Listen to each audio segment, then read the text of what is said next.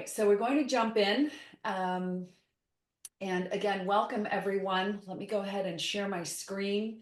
We have some really interesting things to talk about because we are in a very unique time, as we all know. And so, we have to really take the approach that this is not we want to we want to stay consistent with our commitment to corporate sponsorships, to going after individual donors, seeking funding from foundations. We have to continue the process regardless of what's happening in the market, regardless of what's happening with funding generally, federal cuts. Staying the course and staying consistent is the most important thing. We're impacting people and humans, and that's about relationships. So there must be continuity and consistency. So if you haven't launched a corporate sponsor program, this is a good opportunity. It's always a good opportunity. And if you have, it's really, really important that your philosophy be all about your strategic investment in these relationships and the individuals behind the relationship. Thank you. All right, so we're going to talk about why corporate sponsorships still matter, what companies are looking for right now, building some smarter prospect lists, and how to mine your existing contacts, network, donors, volunteers, board members, prospects, creating some great sponsorship offers. What could those look like beyond just the regular tiers that we provide? What does the long-term relationship and growth look like? And then we'll talk through any questions you may have. And then certainly I'd love to hear from all of you if you have anything to share. Turn on another light here. All right. So you all know me, the CEO and founder of the Kannico Agency. Again, we do these webinars a month. We try to make sure that we include some great guest speakers, a couple that we're lining up for the next few months. And if you missed our mini funder panel last webinar, it was phenomenal, phenomenal. I strongly encourage you to go to our webinar recordings to listen to that or watch that. Brittany Frazier from Allegheny Franciscan joined us, and Danny Albertus, who's been a 10-year board trustee of Quantum Foundation in Florida. And it was illuminating. So let's go into what corporate giving is looking like these days. So we do have a huge opportunity. Corporate giving is growing, and there is a lot happening on the national front in terms of corporate donations, but there's a lot happening locally. Overall, it's up 3% from 2022. If we look at how much corporations are giving, it's 21% of their charitable dollars. Now, charitable dollars is what they have allocated to charitable commitments or community investment. It could be charitable allocations, or it could be part of their marketing budget. So there are typically two pots that they could draw from. Good to keep in mind. Small businesses are giving an average of 6% of their profits to nonprofits. Amazing. 70% of small businesses donate to local causes, especially in education, health, youth development, and the arts. And then what we're looking for is building those long-term relationships. We're looking to not just have this be a transaction, but it's like every time we talk about some way soliciting funds, we are talking about the prospecting, but also the cultivation, the solicitation, and the stewardship ultimately, so that we're forging really long-term relationships. So what are companies looking for? They're looking for visibility and brand trust. They want alignment. We're seeing more and more that causes matter very much to employees and customers. They want low risk, but really relevant partnerships. They're looking for ways for their employees to engage. So how can their employees get involved in volunteer days, in activities? These are areas that there is a lot more focus, which means that when we're conveying our messaging, that those are the things we need to express. They would like to see measurable outcomes. they'd like some storytelling assets. They'd like to be provided with some materials that they can then use to promote their organization, promote what they're doing, use on social media. And then they're also looking for some flexibility because right now we do want to, most companies are looking to stay away a little bit from any narrative that's being framed around politics and controversy. So they're looking for ways that they can make their community impact investment, but not necessarily be targeted, shall we say, for their approach or their particular philosophy on something. All right, so what is alignment? What are we looking for? We're looking for brand identity fit. So, does the cause reflect how they want to be seen in the world? Is there an element of the cause that reflects how they'd like to be seen in the world? So, even if your overarching cause may not be perfectly aligned, are there pillars, are there programs within your cause that reflect how they'd like to be seen, how they'd like to be seen in the community? Are they engaging in the same community? So employees, consumers, voters, clients, are these, is this local company also engaging with that same community and that same population? Really important to look at incoming investment. So new investment in the region. There's so much happening in so many cities right now. If you think of Florida, there's tons of expansion, new businesses, new restaurants. I think we we sometimes think, well, maybe they're so new that we shouldn't be approaching them because maybe they don't have the budget yet, they don't know the community well enough. But that's the reason to approach them because what they're interested in is building their reputation in the community, getting to be known, getting to be seen as a partner and building their client base. So are they going to be looking at building their workforce? Are they looking at investing in their social license to operate that? So that would be sort of the informal term for trying to find public approval in a community. It could be a big construction company coming to an underserved area that now has a big project and is concerned about community response to the growth in the region. It could be a tech or AI company that's concerned about the response of the community to the product that they're going to be selling. So, what is it that they are looking to do, and how can you help to leverage that? And then, are there any cultural, political, or anything that they're looking to stand for that is aligned with what you do? Please feel free, by the way, to put in the chat any comments or questions as we go along, because I think you all probably have some good input that you can share, and it would be wonderful to hear it. And if we are in a good spot to pause and talk about something, please, by all means, feel free to put it in the chat. Tanaka, is there anything so far that we want to touch on? Nothing so far. Okay. Ultimately, if we think about, okay, are their people our people too? That's really what it comes down to. And that could be geographic, it could be sector wide, but really trying to find some alignment, because when you make the approach, it has to resonate. Imagine when we go to a funder and we do a deep dive into their website, all of their materials, their annual report, their 990, their application. We do a deep dive, we become experts on this foundation. We know exactly what resonates with them. We take a few keywords out of their website and we incorporate it into our LOI, or we incorporate it into our grant. This is the way we're making a connection with them. So just because our organization perhaps hasn't used that exact wording, but we're aligned, doesn't mean we can't reframe it in order to have a more effective outreach to that funder. Same with a donor, same with a corporate sponsor. So we want to look at building the prospect list that is really going to make sense.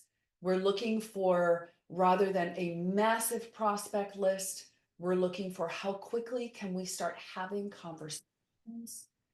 Are we well aligned with them? Do we feel like we can have a conversation with them about something that we share in common regarding the community, regarding growth, regarding partnerships, collaborations, creating programs, things like that. So the board and staff is really important. This is where we've talked about this before with prospecting for potential donors. It's the same thing. We want to sit with the board and brainstorm. Sit with the staff, volunteers, brainstorm. Who do you know? Pull out your phone. Where do you bank? Who is your insurance company? Where do you go for most of your meals when you go out for dinner? Think about extracting the information from them because they are your best leads always. They're going to be your best leads for new board members. They're going to be your best leads for donors. They're going to be your best leads for corporate sponsors. Most board members have an environment that they operate in. They have businesses that they like to frequent. They have relationships with those businesses. So that's where we want their support and their help. Ideally, if they can help with an introduction, even better, but if you can just start building a prospect list, fantastic. The other thing is a project that needs to happen all in one shot. You don't need to say, okay, well, we're launching our official corporate sponsor program, and this would be an ongoing run, right? We're not looking necessarily for events, but you can use all of this information for event sponsorship as well. But you could be doing one or two at a time. You can do a deep dive with one or two companies. It doesn't have to be suddenly we have to have 10, we have to have 20. Start with one. Even better if it's one to start with because you really get to highlight and feature them. So we're looking for employer affiliations. If we go back to our donor and event records, our lists of people, where are they connected? In-kind donors, attendees from other companies. So anything that we can leverage from our donor and event records is helpful. And then looking at what are other organizations doing, what kinds of events are being sponsored, who's supporting them. And then I would say not only the ones that are out there being very visible, but the ones that aren't as well, because that's a great question to ask on an initial phone call. I haven't seen you. I haven't seen a lot of sponsorship from your company out in the community. Is there a particular initiative that you're aligned with, a particular sector, a particular cause that you feel passionate about? I'm hoping we might be that cause. I'm hoping that we can come up with something together that would be great initiative for your organization and for your employees to get involved. And then make sure that you are tracking press coverage, leadership hires, new market entries, company initiatives. So are there new companies coming in? Did they just hire a new director of marketing or director of community investment or community relations? Look at everything that's happening in the press: growth, trends, expansion, hires, products coming out.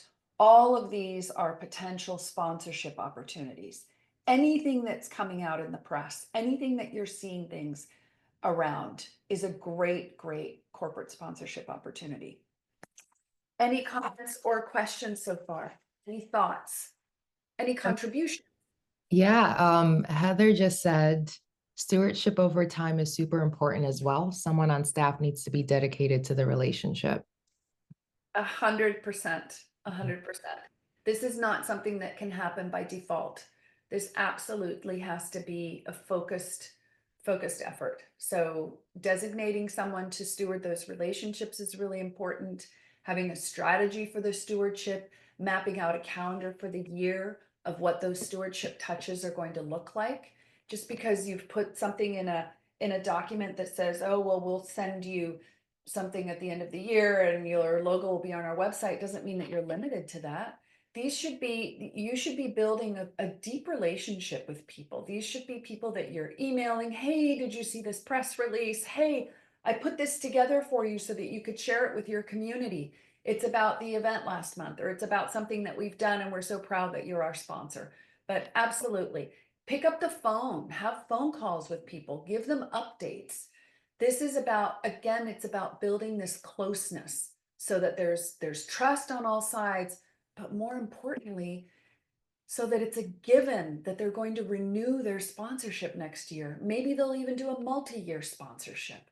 So again, if we look at this as a long-term investment in relationships, the same way we would with donor stewardship, the same way we would with foundations, we really have a nice infrastructure there for continued growth. So you can put together a scoring matrix.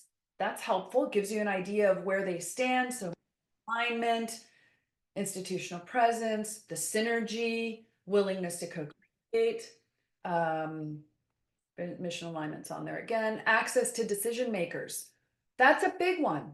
There, we recently worked on a corporate sponsor project. Actually, we were just a support team. It wasn't our project, but it was very, very hard to get to probably 20% of the decision makers. And you have to make a call at some point. How much are you try and reach this person? Is this even worth your time? Do we just say, forget that one, move on to the next one? Maybe those are the ones, the handful that you take to the board of directors and you say, does anyone know? Right? And can you continue to do a little bit of quiet research, but not spend a whole lot of time on them? So coming up with a framework might be helpful. This is just an example of some categories that you could be using. And then let's think about what that offer is going to look like. In a minute, we'll talk about a little bit of the scripting. What should that narrative be? How are those conversations going to flow? Sometimes that's where we stumble the most. Everything's perfect, and then we get on the phone and we just can't seem to come out with a smooth entree into the conversation. So we'll talk a little bit about that as well. But when we're thinking about what are we creating for them, they really would like community visibility. It has to be about the causes that they feel are important to them and their teams and their customers. They don't have huge marketing budgets. So if we think about how to leverage that, we can do the local brand exposure, which is obvious. We do typically, that's included in most corporate sponsor packages. Employee volunteer days is a wonderful way to co-create and customize the package for a business. Co-branded content, recognition packages, and then tax deductible in-kind support. So it could be product, services, etc. But it's really about how you engage with them. Tanaka, do you want to mention your suggestion for offers? Yeah, and most organizations go the traditional route of just sending, a PDF or a PowerPoint. And really, when you are offering your sponsorship deck, you also want to showcase your mission.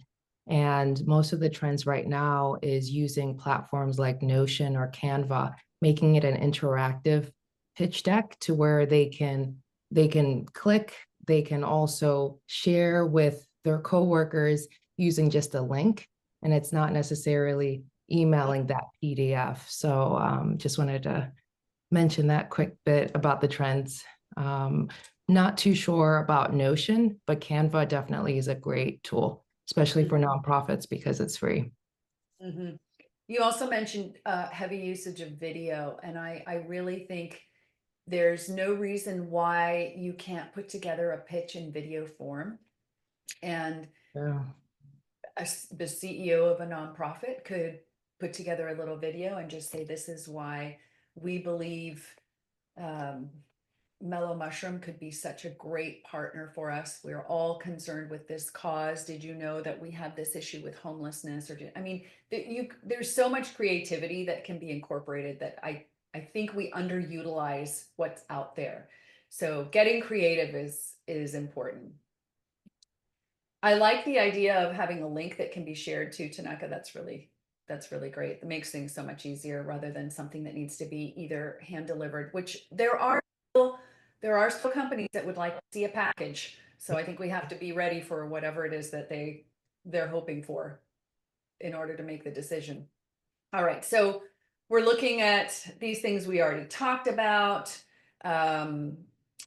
Tailoring exposure, impact photos, data, speaking roles, making sure that they always have a speaking role if you have any kind of events coming up. That's the other thing is, regardless of it doesn't have to be a gala. It could be an open house, it could be a small event, but make sure that you're including them. First of all, letting them know what's happening, but then also including them in opportunities to speak. Those are really appreciated. And then impact reporting is a good one too, because we think about an annual report, we think about something big at the end of the year, but there's no reason why we can't put together something something on an ongoing basis. Whatever it is that we're sending out to our donors, we can reconstruct it, recraft it, put it together for our sponsors as well. So if we think about going from the traditional offer, so $2,500 logo on event banner, bronze, silver, gold tiers, your logo will be on our website and program, one-time recognition, budget needs. If we turn that around a little bit and think about strategic partnerships, we talk more about local sponsor spotlight, custom thank yous, employee volunteer slots, customized package based on the company goals. So it could be customer reach, staff engagement, PR, maybe including a storytelling kit, like I said before, having something that's ready that they can share with their employees and clients or have sitting out for people to see. Regular impact updates and optional renewal planning meeting. We'll talk about that more in a second. I'm a big fan of this planning meeting. Shared outcomes and ongoing relationship potential.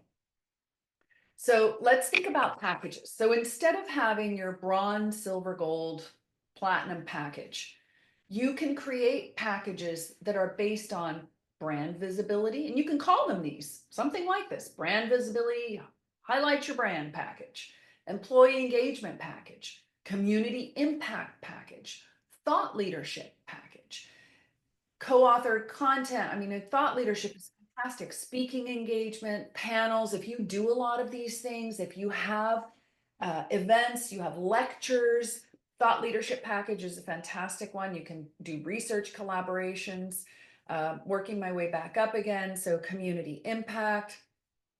What is it in the community that's being adopted that you can co-create, co-design together? Employee engagement, volunteering, staff events, internal storytelling.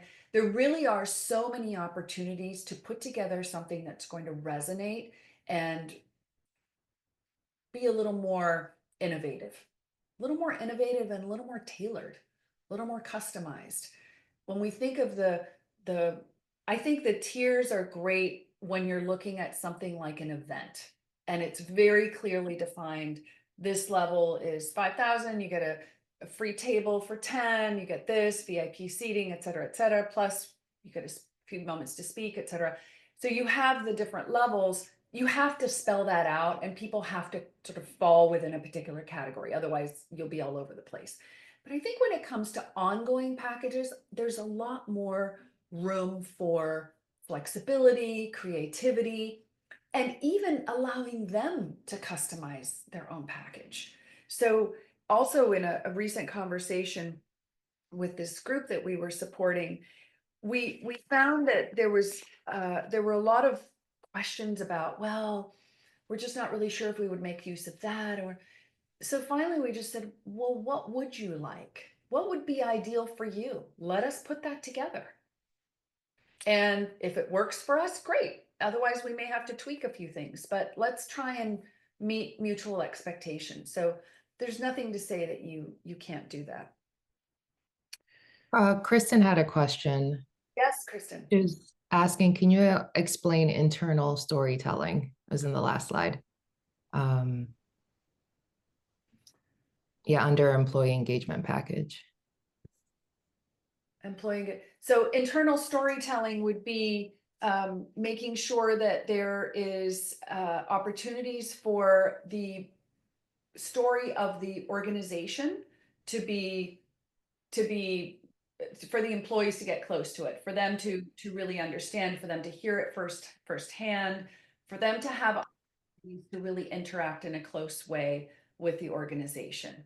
So if we have, information that goes out to the public, this is really making the employees feel valued and special because they become part of something a little more unique.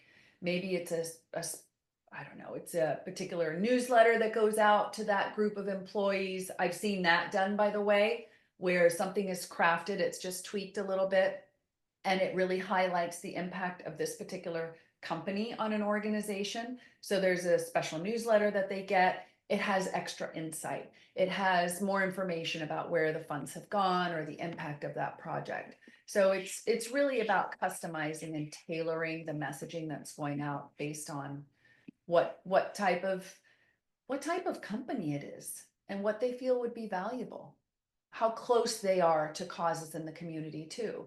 Are they, because some of them really very busy practices may have little or no interest in engaging with the community in that, to that degree, but they're happy to fund great projects in the community. So I think it all depends. And this comes down to research, by the way. You should be researching. So back to that idea of press releases, and you really want to find out as much as you can about how that organization, how that company operates, so that you have a better idea of what's going to speak to them. All right, so let's see. Here are some other ideas. Naming rights. So a certain initiative being made possible. They could sponsor a scholarship or a series or a particular internship. You could have a corporate fellowship program. So that would be maybe a pilot program, 3-year pilot program. So you've got the first year is the pilot getting launched. The second year is a big community event or a collaborative event. And then the third year could be the launch of the new initiative after the pilot.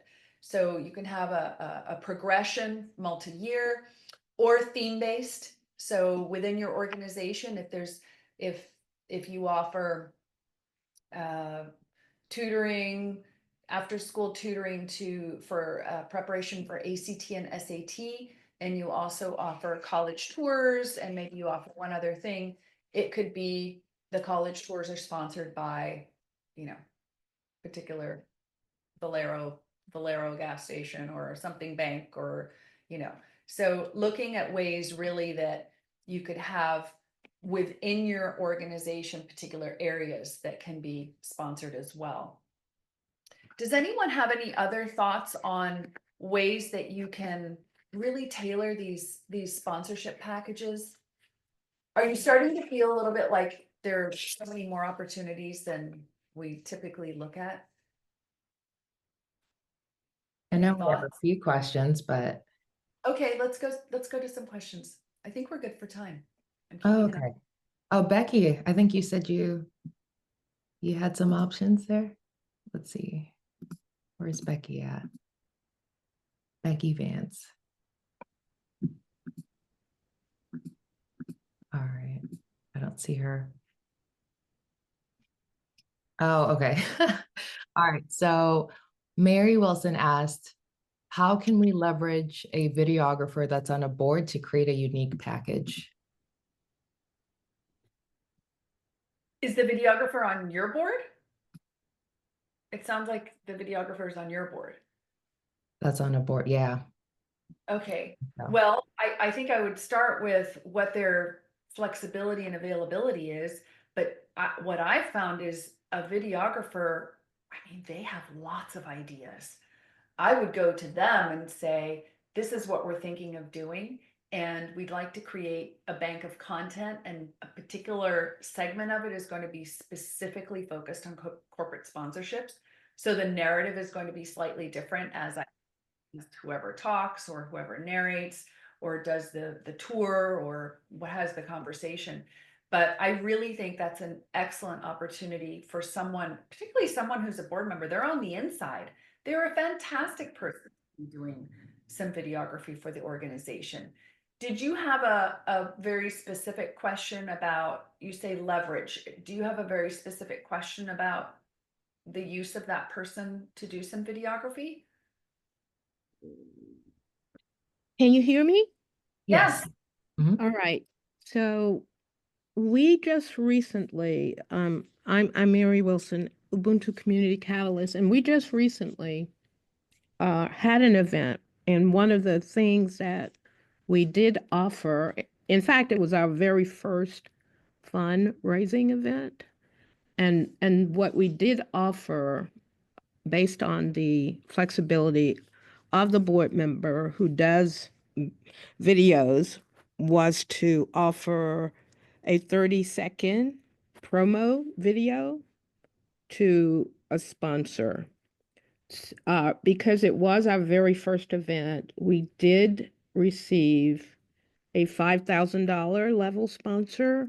So the videographer is offering them a 60-second promotional video. But what I wanted to find out is, how do we use that expertise to develop more corporate sponsorships at even maybe perhaps higher levels? Mhm. Well, I think doing something in advance, I mean, again, it all depends on how much time this board member has, but if they're willing to put a little bit of time and energy into this, I would I would have them help you create the sponsorship pitches in a video for some of your higher level prospects.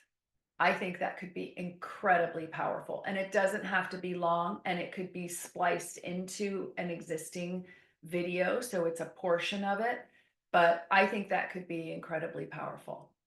So it really depends on how much time and availability your board member has, but I would explore that. And even if they themselves, feel like maybe their time is limited, perhaps they could just help you think this through and kind of organize, what would this look like? How long would it be, so that we keep their attention? What elements need to be included? Who's going to speak? Do we feel comfortable saying the name of this particular company, or should we make it a little more generic and say companies like yours? Do we personalize? So I think if nothing else, you can lean on that board member for guidance on how to structure this. But I think that is an incredible asset that you have, Mary. Incredible. Thank you. Thank you. Thank you so much. And I love being able to put together a 60-second sponsorship video for that particular company as in return for their I mean, you're lucky you have a videographer on your board, because otherwise you'd have to pay for someone so that you could provide that as part of the benefits of that package, right? Yes, yes. Thank Yeah. you. Yes, absolutely. Yeah. Okay. All right. So let's talk a little bit about I want to talk about the messaging. Because we skipped over that part, and really this is so important. I know we all struggle with these phone calls, but if you script it, it will make it so much easier. If you have something written out, if you have a nice email template that doesn't sound too formal, it sounds like it sounds personal, it sounds like your organization, you will really feel a lot more confident when you go into these phone calls, whether it's you or someone else. And all the more reason, if there are going to be other people helping you, having it scripted is critical. So the last thing you want to do is just hop on the call, not have prepared what you want to articulate. And the other thing is, this needs to change based on who you're having the conversation with, because not every script is going to apply to every potential corporate sponsor. So once you've done your research and you've figured out from their website, oh, I see they mention this a lot, they're very interested in homelessness. Great. So I'm going to weave that into my conversation. But we don't want to be saying, would you like to sponsor my organization? We're looking for sponsors this year. That is completely self-serving and entirely on the organization side. And what we want to do is flip that and make this about, have you thought about having a deeper investment in your community? What is your strategy to become more involved in our community, to really develop your strategic initiatives, in the social impact space? Are there causes that you and your fellow teammates, or that your company, or that your corporate structure feels passionate about? But it's really about finding a way to appeal to them, as opposed to, this is what we need. Becky, I actually have a couple of scripts, and we can put those as documents in the resources if you'd like. All right, so instead of saying, I have a couple here, a couple of options. So instead of saying something like, we would really like your sponsorship, we have a big event coming up, or we're looking for 2025 sponsors for our initiatives or for our programming or for our organization, we can say we're reaching out, I'm reaching out because I've seen some alignment between your company and the work that we're doing, and I thought this might resonate. We'd like to explore how a partnership could elevate your local presence. How could it raise some awareness in the community, build your customer base, but then also support a really great cause. If they are new to the community, again, we talked about this at the beginning, this is a huge opportunity. If they're new to the community, finding a way to reach out to them, speak with the right person, and really connect with them on their potential for growth, and possibly even giving them some insight, because this is a way that you can build a relationship with someone and maybe ask some leading questions about what they know about what's happening in the community. I wondered if you were aware of the homelessness statistics in our city of wherever. I'm trying to pick a generic city, Chicago. Are you? We have a really severe homelessness problem here, and I know that your company is new to the area. I'd be happy to share a little more information with you on that, but this is a cause that we're very aligned with. This is a cause that we feel passionately about. We have some great projects going on at the moment. Could I have a few minutes of your time to tell you about them? It's not even about an ask right off the bat. It's about a getting to know you. It's finding some way to connect with them. And yes, Vicki, it's knowing your audience. So if you can make this about human to human connection, as opposed to, this is my cause, I really hope you like it, can you support it? It's, this is my cause, this is your company, we have a shared interest. How can we work together to improve the situation in our community? That's what it comes down to. And then, to what degree are they interested in doing that? And I would say also that it's just like everything else. A no is not a no, it's a not now. There's always possibility to come back and revisit that conversation. Let's see. Like to explore strategic collaboration. We're looking to partner with businesses that want to be seen as part of the solutions in areas like food insecurity.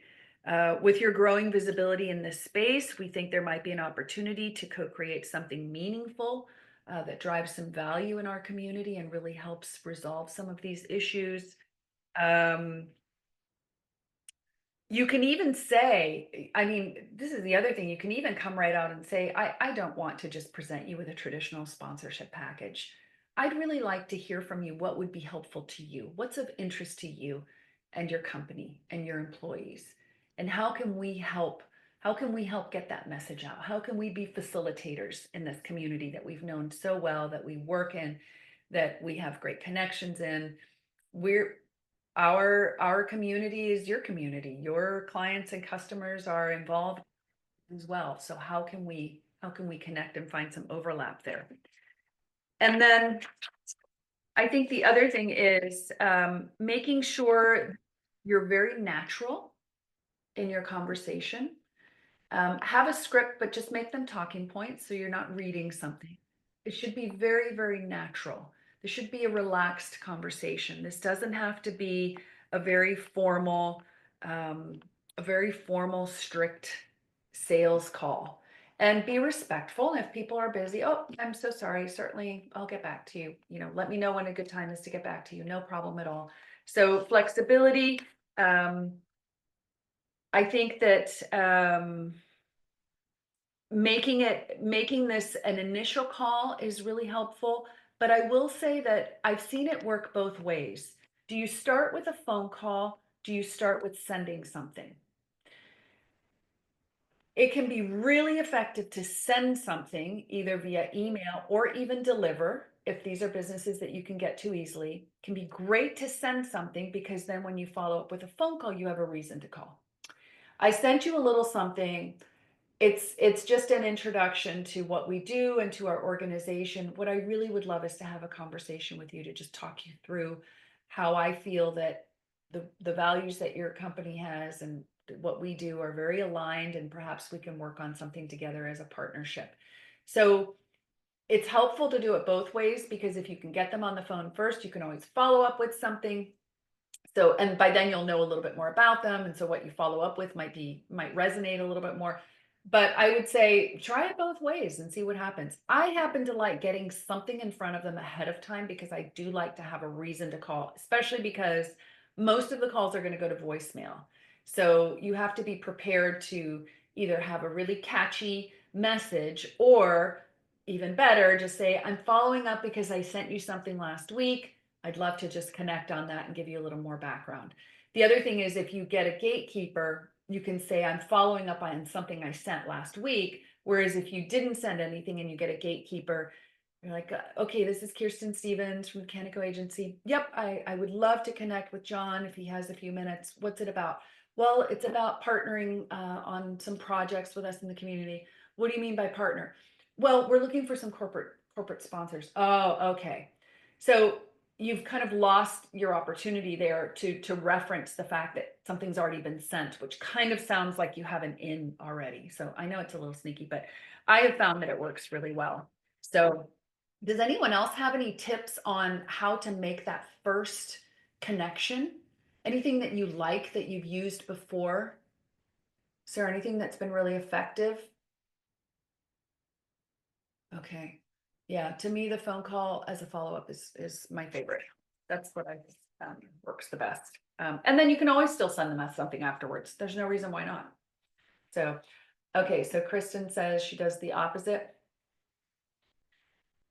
I call, and if you get voicemail, you let them know you're sending something. Okay, great. Exactly. Exactly. So either way, whatever feels comfortable, I think that's the idea. All right, so let's go back here. Let me continue sharing. We have a few more things I really wanted to talk about stewardship, although we've talked a little bit about it already. Let's see. So, can't advance. All right, so stewardship. Quarterly impact reviews. We definitely want to align updates with their KPIs, which means that in that initial conversation, when you're really talking, not the initial one, but I think the follow-up conversation where we're customizing this package to fit them and fit us, what would those KPIs be? Do they have some? Do they have a minimum number of employee volunteer days that they'd like to have per year? Is there a number, a budget number for how much investment they're making in the community? Are there areas, pillars that they're looking to have a potential amount of impact? And if they're not thinking that way, we should get them to think that way. They should be thinking that, because they should be reporting that to their customers, to their investors if they have them, to the public. So make sure that you're sort of leveling up the stewardship and what they're giving us and what we're giving them, so that it aligns, and it is business, right? So that it aligns with their business and what their corporate philosophy is. We want to make sure we have metrics, quotes, visuals. So we want anecdotal as well as metrics and data. And then make sure that you have it available for them to share easily. So the social media is fantastic, but they do still need something. I love what you mentioned, Tanaka. I like that Canva deck that they can share with other people. They can flip through videos, video testimonials and stories is fantastic. Let's see if there's anything else. Branded graphics. That's the other thing, is if you give them a package of things that's already branded, easy for them to put out. If you have an event coming up and you've already branded it with their branding on there or some language, you can just give it to them and say, here, your folks could post this. It's really easy, you know? So make it as easy as possible. We talked about videos and testimonials, employee spotlight or thank you. I think that's a really cool way to do it too. And then micro case studies. So that's an interesting approach too, because if you have a particular subject area like food insecurity, and there's a micro study, there's something that's come out, there's something that you've been doing, focusing on, even data that's come out, statistics, I think it's a great and it's relatable. It allows you to communicate with them on a not so structured basis, but then also they can share that information. And don't be afraid of the strategy conversation. I would schedule that as soon as you have the commitment. The moment you have the commitment, go ahead and schedule. We're going to be having 2 strategy conversations. One happens in 6 months, one happens in 12 months. We want to talk about what's working, what else could we be doing, what could we improve, and then the second conversation, do we think we might be renewing this relationship? Could we expand it? Is there another area that you're interested in supporting? So really looking at this as a long-term effort. All righty. I will say I am guilty of going to a company and just being transactional and not thinking of it as a partnership and a long-term partnership. So I think we all do, because we're all very process oriented and we have our task list and we have our things that need to be done. But if we really think about it, it's so much more about the approach. It's about establishing some kind of human connection, relationship. And the thing is too, that if you can establish a relationship with one person, they will champion your cause within their company. They will stay on it. I mean, I've seen a lot of corporate sponsorships disappear because the key person left the company. And so as much as you want to build a relationship with that person, it also, of course, reminds us that we need to build a relationship with the entire company, which is why those employee engagement days are really important. Or just finding a way. You could do a lunch and learn. If your organization is not the kind that can have people come in, there's really nothing for employees to come and do for a volunteer day, have a lunch and learn.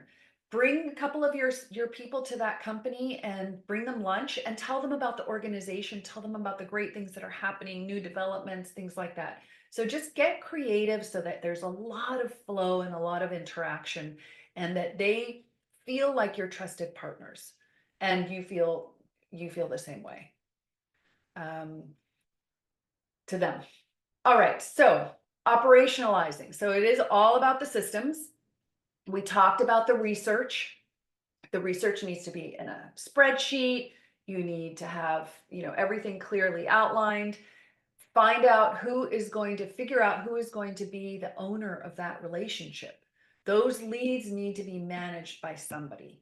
And then once you have conversion, once you've established a relationship, who is going to steward that relationship? There needs to be one point of contact, one person whose entire focus is preserving, maintaining this relationship, making sure they get the information, making sure it gets renewed, we're on track for our strategy meeting, etc. Tracking everything in a CRM, really, really important. And then making sure again that we've got our sponsorship pipeline dashboard or spreadsheet, however it is that you'd like to build it out. But just make sure you keep really good records, because you're going to come back to this year after year and you're going to want to know, how did you do last year? You'll need to be able to report to the board. This is how many prospects we approached. It was 27 last year. We had 6 conversions. This is how much we brought in. This year we're going after 40, and we're hoping to convert at least % of those. And this is what we're anticipating budget wise. And as you build your annual development plan for the year, it's also critical that you have this information. Otherwise, you don't know what you're working with. You don't know what your potential revenue is, and you also can't set goals. So we can't set fundraising goals for ourselves if we don't know what this looks like and historically what it has looked like. The first thing you do when you create your annual development plan is, what did we do last year? So making sure you keep a really good track of this is important. Questions, comments? Let's go yeah, into I wanted to go back to Marlene's question. She asked, what percentage of the program budget should be covered by the company for a naming right? She did ask that. Totally up to you. Totally up to you. That is, it could be 5%, it could be 80%, could be 100%. It's completely up to you. Every organization is different, and it depends how many sponsors you're thinking of having. Would they like ownership of that particular program? I mean, there's so many variables. I would say flexibility. If you're new to this and you're just getting started, I would say be really flexible and open, and think about exclusive sponsorship if that's appropriate. I don't know why. Sorry, I don't know why I have that little thing there. But it really depends on the organization. Completely depends on the organization. I know that's probably not helpful, Marlene, but it does. All right, so we don't want cold generic outreach. We don't want to approach this without our research.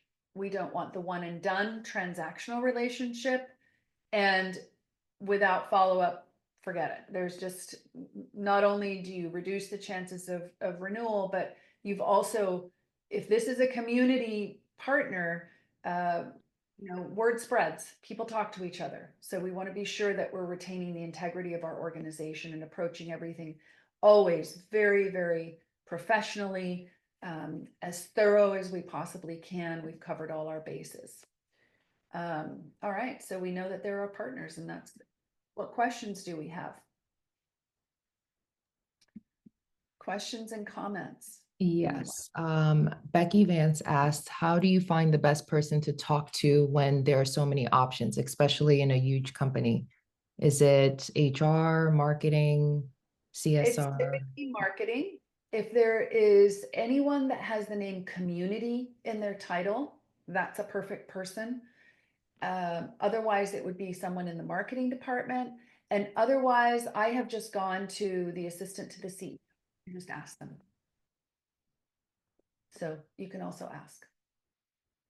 And when you ask, I would say who in the organization is in charge of or involved in community relationships, community investment, community partnerships. I wouldn't necessarily come right out and say corporate sponsorships. And then Ken Brown asked, should you ask the sponsor to suggest persons they would like to nominate to the board or as advisors? And I would say caution, as always, just as I would say caution with this when it's a donor or a foundation. I would be very cautious. I don't know that. Oh, I see. I think you're just saying, generally speaking, is a corporate sponsor possibly someone that you could go to and ask for ideas or for prospects to serve on your board? If it's that sort of loose and that's what you're thinking, absolutely.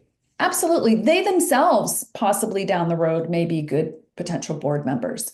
But it's definitely something to think about. There's no reason why not. Yeah. Anything else from anyone before we hop off? No? All righty. Thank you, Eduardo. Thank you for being our cheerleader. Francisco, good to see you. Thank you for being with us.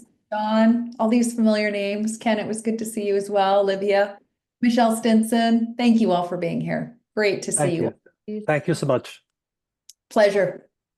Have a great day, everyone. Thanks.